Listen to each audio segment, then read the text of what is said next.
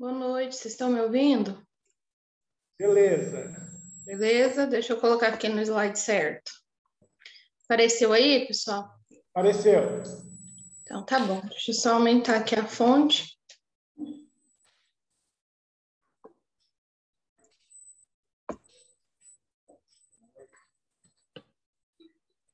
Meninos, antes da nossa semana de recesso, eu comecei a trabalhar esse conteúdo aqui com vocês. Acho que pouquíssimos, eu lembro que eu dei aula para um aluno só, que pode assistir a aula. Então, vamos lá. Depois dei outra aula com poucos alunos presentes. Então, a gente vai revisar o que a gente viu e trabalhar com alguns exercícios, tá? Vocês estão me ouvindo bem? A voz está saindo nítida, não está cortando não, né?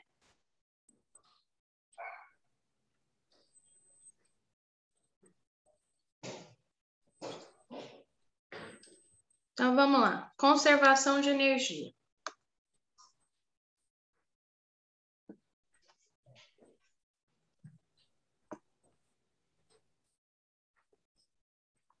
Então, a energia, ela está envolvida em todas as ações do universo, todas as ações que ocorrem no universo, tá?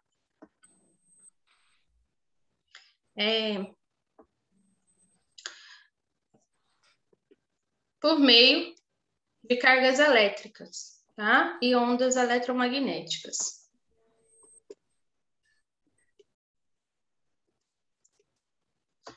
Então, resumidamente, desculpa, a gente pode classificar a energia como um processo que vai surgir de várias formas na natureza. Esses processos ocorrem com sucessivas transformações e uma energia é convertida em outra. Para quê? Onde a gente utiliza energia e onde nós obtemos gasto de energia? Quando realizamos trabalho. Então, bem simplificadamente, podemos dizer que energia é a capacidade que um corpo tem de realizar trabalho, tá? Esse é o conceito de energia.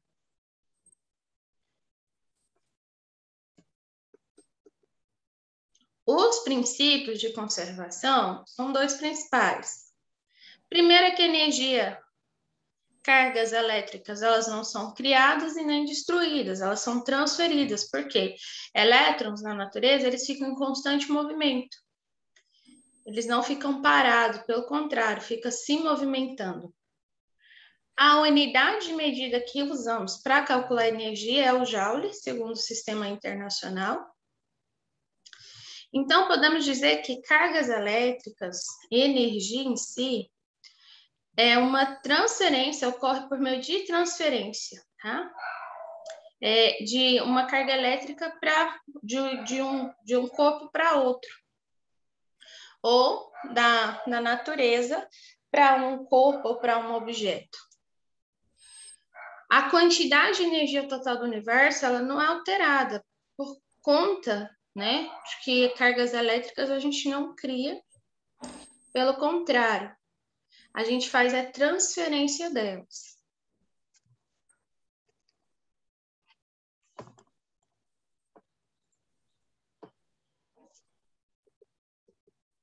Então, na maioria das transformações, né, de energia, parte da energia utilizada é convertida em calor.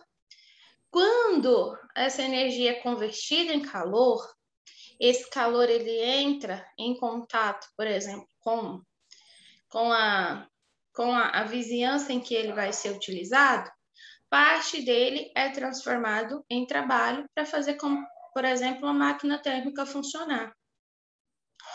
E uma outra parte desse calor é dissipada no ar, tá? E aí não é disponível para a realização de trabalho. Um exemplo disso, de um funcionamento de máquina térmica, é o motor de um carro a combustível. Então, a gente tem esse trabalho aqui, ó, da ignição, tá? Que faz esses pistões aqui, ó, movimentarem e tem a saída de exaustão através desse movimento. E aí o combustível, né, é liberado e mistura essa parte de energia que eu não vou utilizar com o ar. Como eu disse para vocês, aqui está uma tabelinha mostrando a unidade de energia e suas equivalências, segundo o Sistema Internacional, tá? De medidas. Então, sempre a gente vai utilizar Joule para calcular a quantidade de energia. E a energia está envolvida em tudo, né? Trabalho, até o fato de nós nos movimentarmos é um gasto energético. Caloria nos alimentos, tá? Rede elétrica em volts, quilowatts-hora, tá?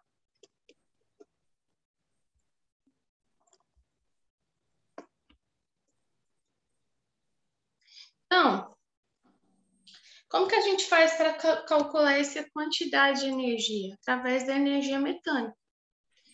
A energia mecânica, ela só existe devido à soma da energia cinética, que é a energia necessária para realizar trabalho, energia potencial gravitacional, também na realização de trabalho, ou energia potencial elástica, tá? Energia mecânica, ela de um sistema, então, é uma grandeza que se conserva, tá? Ela vai se conservar sempre, se no sistema não atuar nenhuma outra força que possa dissipá-la, ou transformá-la, ou convertê-la em outro tipo, em calor ou qualquer outra forma de energia, tá bom? Seja, que pode transformar uma energia mecânica em calor ou em outra forma de energia. O ar, resistência com o ar, atrito, viscosidade, são alguns dos exemplos. Então, a energia mecânica é o somatório da energia cinética, energia potencial gravitacional e energia potencial elástica. Aqui, ó, a gente tem uma relação bem simplificada desses três tipos de energia e a relação com qual elas atuam. A cinética se associa ao movimento que o corpo realiza, então tem que considerar a velocidade e massa, tá? Do corpo. Então, a energia cinética é igual a massa vezes a velocidade ao quadrado dividido por 2. Já a energia potencial gravitacional se associa não só ao trabalho realizado pelo corpo, mas também à posição que esse corpo está ocupando no espaço, em relação à superfície terrestre. Por isso o nome potencial gravitacional, em que eu vou considerar a massa do corpo, a gravidade, tá? Gravidade da Terra mesmo, e a altura, que é o H. A energia potencial elástica, ela se relaciona quando dentro de um sistema eu tenho um mecanismo que transforma a energia utilizada em trabalho através da atuação de uma mola. Então, essa mola, ela vai fazer com que o objeto dentro daquele sistema se movimente, tá? Então, ela se relaciona à deformação desse corpo. A deformação de que corpo? Do objeto que vai se movimentar? Não, da mola. À medida que essa mola se estica, é a deformação dela que a gente vai considerar. É claro que a gente vai ver cada uma dessas daqui, desses três tipos de energia mecânica, detalhadamente, tá? Em que eu vou considerar o K, que é a minha mola, tá? Vezes x ao quadrado, que é o objeto que eu vou movimentar, dividido por 2.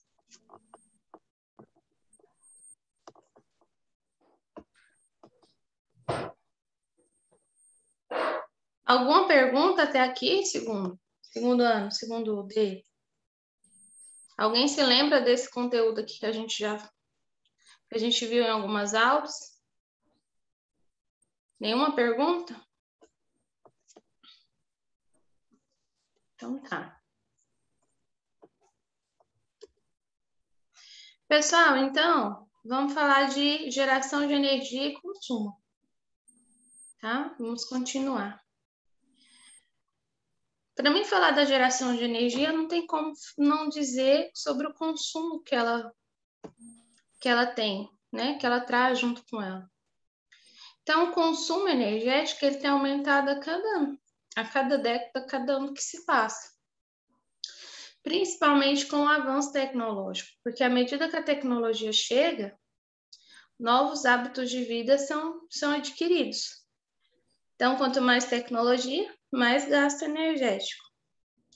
Além disso, a atividade industrial é um fator de grande problema, né? Principalmente desde a Revolução Industrial. À medida que a atividade industrial chegou, cresceu-se também o número de veículos, tá? Automotivos, utilização de máquinas.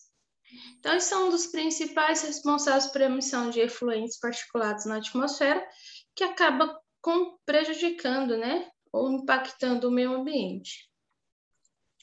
Então, a energia, seja a partir de fonte renovável e não renovável, hoje em dia se fala mais de consumo de energia de fontes renováveis. Todas as duas, ambas vão causar impacto ambiental, porém, uma vai ter maior impacto do que outra. Então, essa realidade, né, é uma realidade da nossa sociedade e também é um grande dilema. Como gerar uma energia sustentável e o número de consumo que se tem sobre essa energia. Essa questão é uma questão ligada a políticas públicas, tá?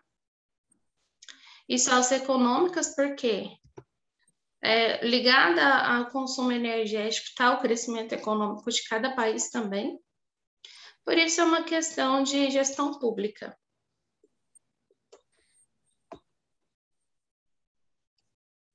Pessoal, aqui a gente tem uma tabela, um gráfico, para mostrar as principais fontes energéticas que a gente tem provenientes da natureza e a sua utilização. Então, o domínio dos meios de produção de energia se tornou-se indispensável para o crescimento econômico, mas a pergunta é, qual será o melhor caminho para solucionar essa questão energética? Então, aqui a gente tem componentes renováveis e não renováveis. Então, ó, petróleo, carvão, gás natural, biomassa, eólica, hídrica, ondas, solar e geotérmica, tá?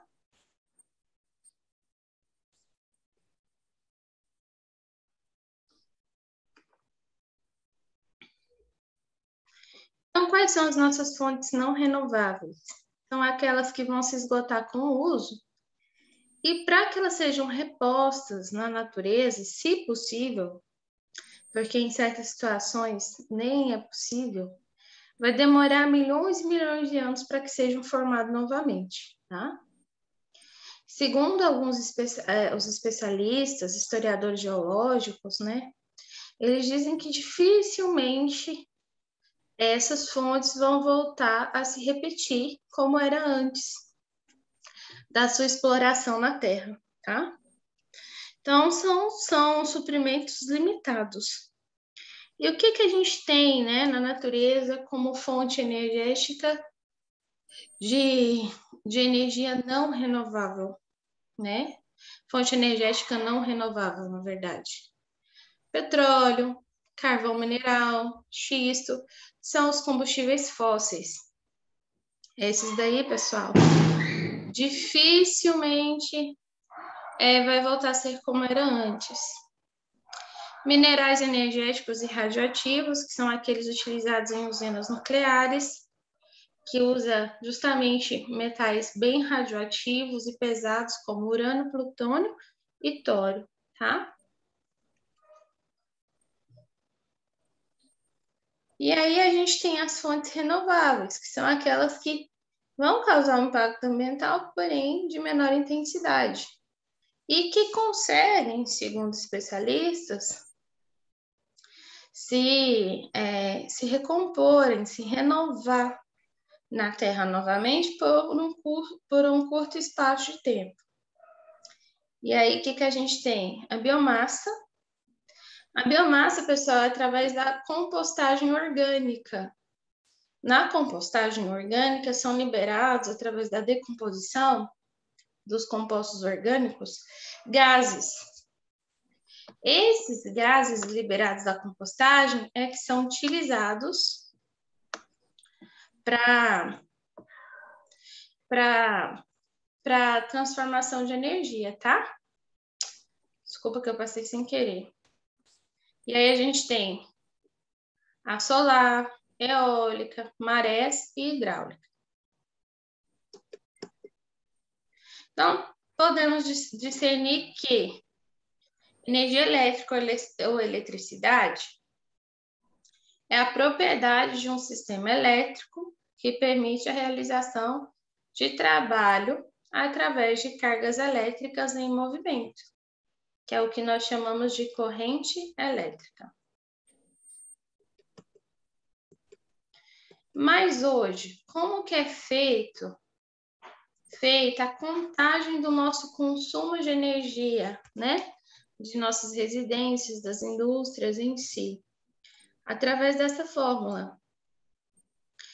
E significa energia elétrica consumida pelo aparelho, pelo eletrodoméstico, ou aparelho elétrico de uma indústria. P significa a potência elétrica que esse aparelho possui, tá? Ou seja, a potência dele é determinante para o quanto de energia elétrica ele vai consumir. E o ΔT é o intervalo de tempo de funcionamento desse aparelho, tá? E aí uma coisa interessante é que a gente tem que destacar aqui. Isso tudo aqui é calculado em kWh. E kWh é a energia elétrica consumida durante 1 hora, tá? De funcionamento do aparelho, cuja potência desse aparelho é apenas 1 kW, tá bom? É importante.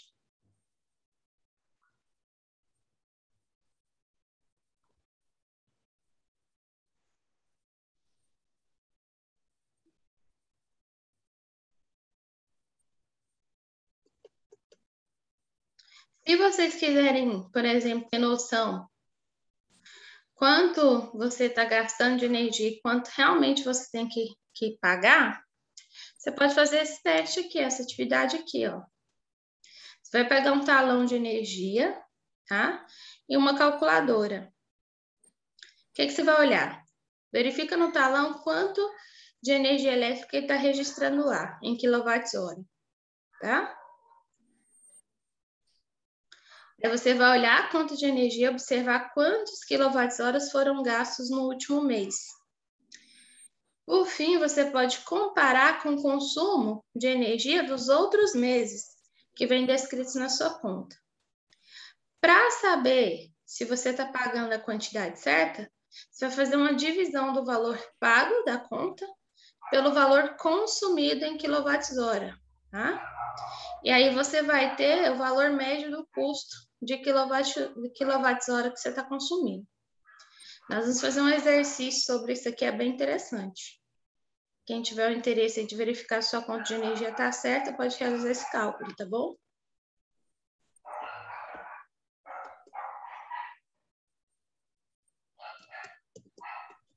Então, pessoal, a eletricidade ela pode ser gerada a partir de algumas fontes primárias, né? E a gente pode destacar energia mecânica, através da água, térmica, através do sol, eólica, através do vento, nuclear, através do átomo, núcleo atômico, tá?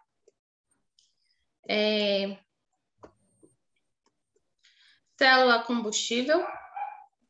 Então, aqui estão as 5 fontes primárias de energia que a gente tem, tá bom? A mecânica é a energia utilizada em uma hidrelétrica. A gente viu que a energia mecânica é a somatória de energia cinética, energia potencial gravitacional, ou energia potencial elástica. Então, na produção, né, de uma hidrelétrica, se aproveita os recursos naturais da queda d'água, né, o relevo geográfico da região, para montar todo essa usina aqui, como da foto. Então, o que vai estar envolvido em uma usina hidrelétrica? Energia mecânica em qual forma? Potencial gravitacional, porque ela tem que ter uma altura boa, tá? Para a queda d'água ser necessária para ser transformada isso em eletricidade. E energia cinética, que é o que vai fazer com que as turbinas funcionem para que o gerador tenha eletricidade, tá? E aí a gente tem a solar, que é também chamada de célula fotovoltaica. Gente, a solar é feita por essas placas, ela é obtida através dessas placas aqui, que são feitas de silício. Porque o silício é um semicondutor utilizado em painéis fotovoltaicos e ele é o segundo elemento mais abundante na superfície terrestre, tá? Então, essa placa recebe esse calor solar, armazena e depois ele converte ele em eletricidade. Aí vocês vão ter, aí quem utiliza esse tipo de energia tem aí um inversor que vai converter, tá, essa eletricidade para ser utilizada, essa energia para ser utilizada em eletricidade na casa. E a gente tem a eólica proveniente da eletricidade nos aerogeradores, né? Então, a gente tem esses mecanismos aqui bem grandes. Espera aí, pessoal. O aproveitamento dessa energia. Gente, vocês estão ouvindo? Tá ouvindo música, pessoal?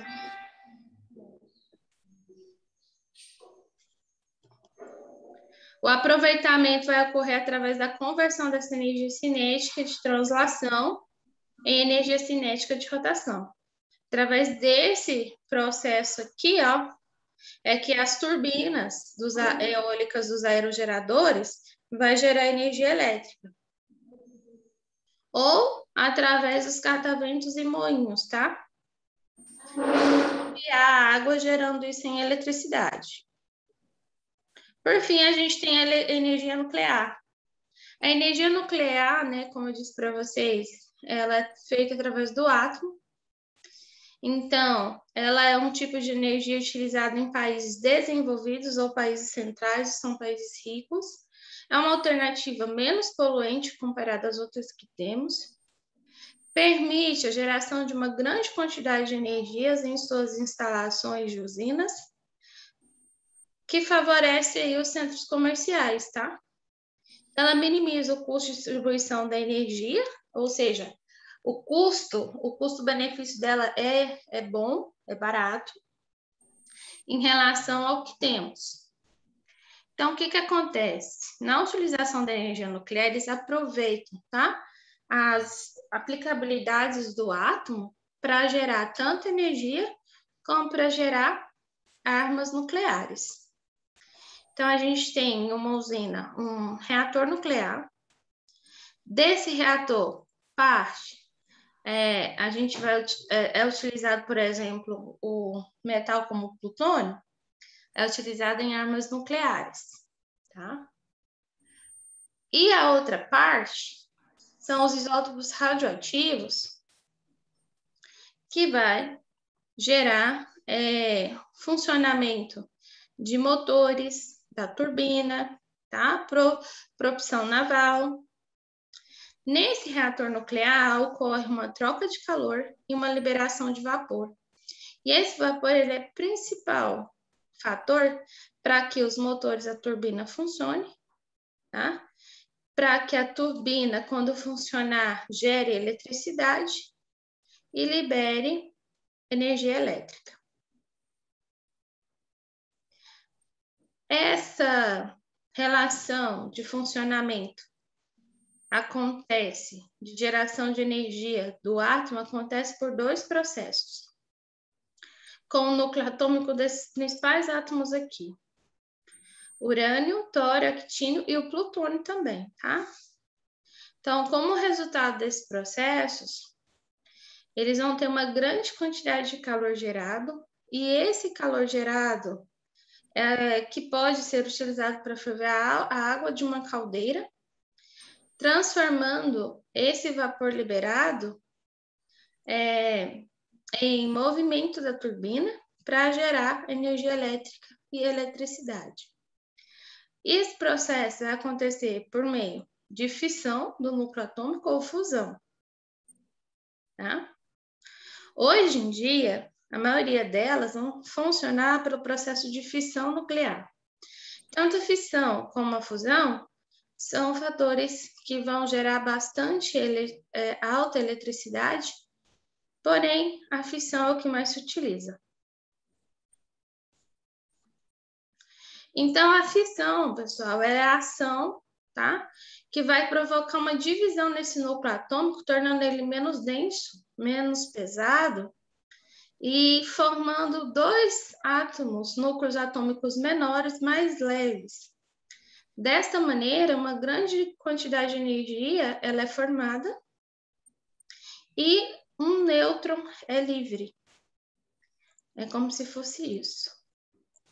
Aqui a gente tem o urânio 235. Ele vai formar dois núcleos atômicos menores, césio 140 e o rubídio 92. Já a fusão é a união de dois ou mais núcleos atômicos que são produzidos em um único núcleo maior. Então, vai ter uma liberação também de uma grande parte de energia, e é assim, eu junto dois núcleos atômicos, formando um núcleo atômico grande, bem maior do que o que eu tinha anteriormente. E, por fim, a célula combustível. A célula combustível, ela é uma membrana de troca de prótons, tá? Em inglês significa PEM. Ela é revestida dos dois lados, aqui ela está mostrando uma imagem como que ela funciona por dentro.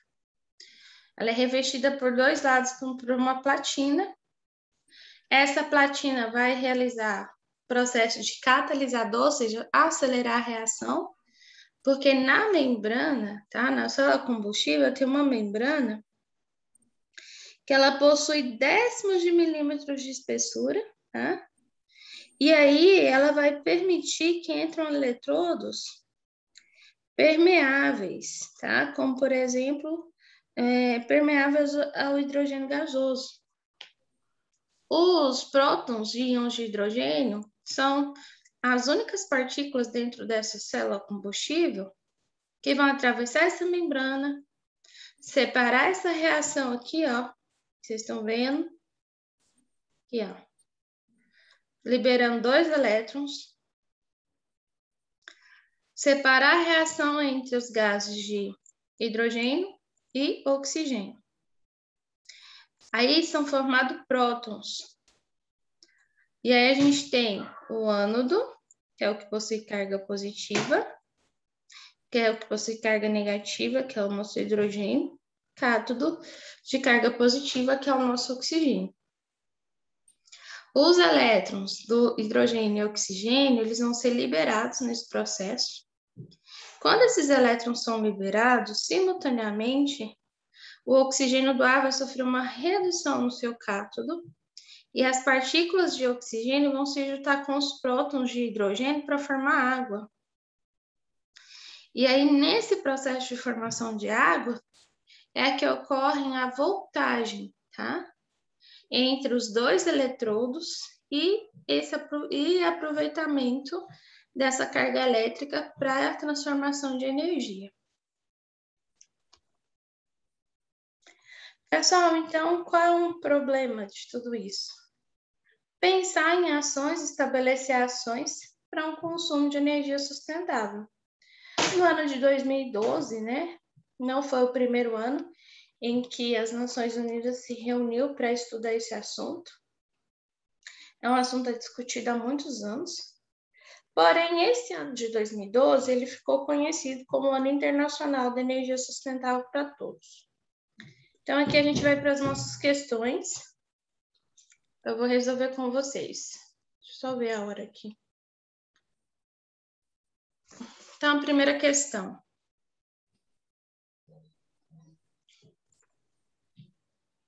A aula vai até 7h30, né?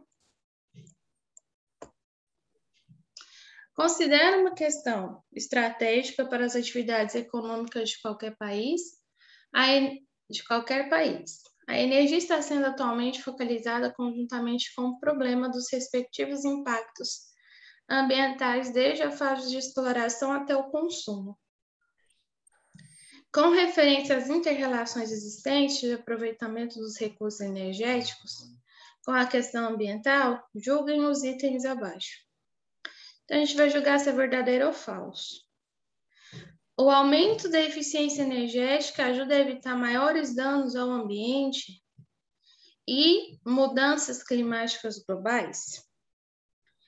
A maior parte da energia primária consumida no Brasil é proveniente de fontes renováveis.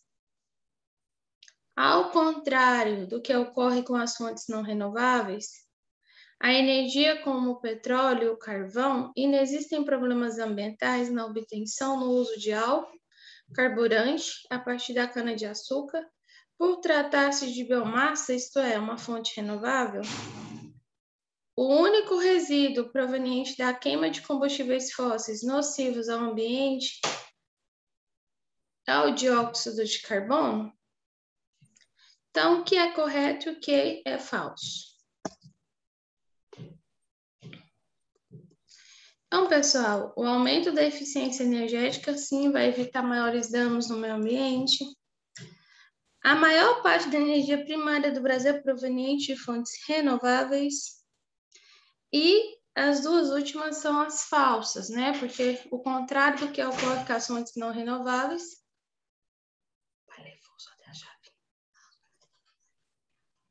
Então, você vai lá embaixo e fecha, porque ele foi sem fechar.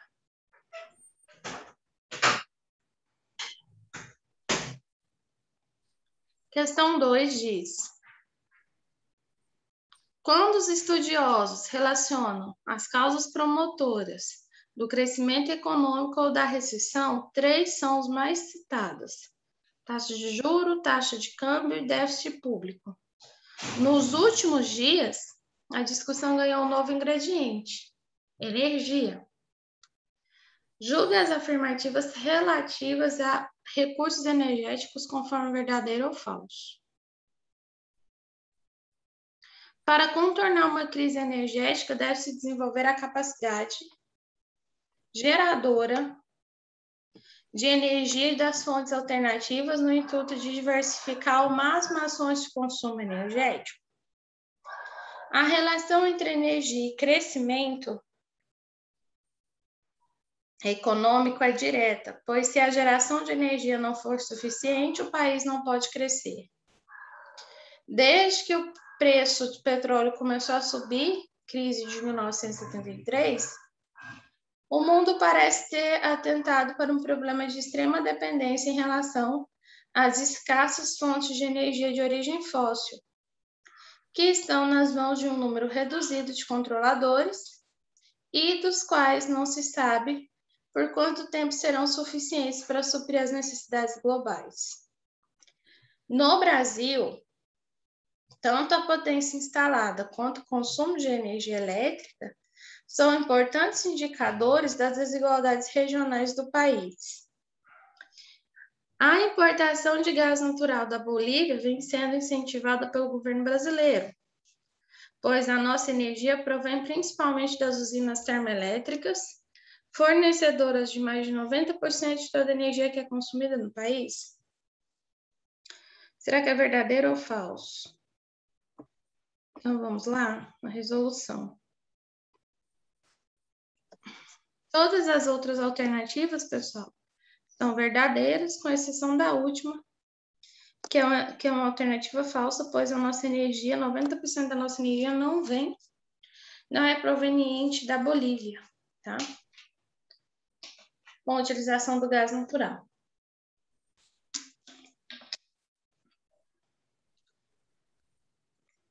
Número 3. Essa alternativa aqui, ela é importante para quem quiser calcular seu consumo de energia, utilizar aqui esse número 3, através dela você consegue fazer esse cálculo. A distribuição média por tipo de equipamento do consumo de energia elétrica nas residências no Brasil é apresentado no gráfico. Outro 5%, que é o azul escuro, TV 30%, vermelho, máquina de lavar verde 5%, lâmpadas incandescentes 20%, que é o roxo, chuveiro, que é o azul claro aqui, 25%, e aí a gente tem o ferro elétrico com 5%, tá? Como medida de economia, de uma residência, com 4 moradores, o consumo mensal médio de energia elétrica foi reduzido para 300 kWh. Se essa residência obedece à distribuição dada no gráfico, e se nela há um único chuveiro de 5.000 watts, pode-se concluir que o banho diário de cada morador passou a ter uma duração média em minutos de... Vamos à solução? Para a gente descobrir isso aqui, eu vou fazer isso aqui para a gente finalizar, que eu acredito que nossa aula está acabando. Na verdade, pessoal, a resolução da número 2 nem vai dar. 7h29, a aula vai até 7h30. Então, a gente fica por aqui, resolução do número 3. A gente continua na próxima aula, tá? Perguntas ou dúvidas? Então, tenha uma boa noite. Até a próxima aula.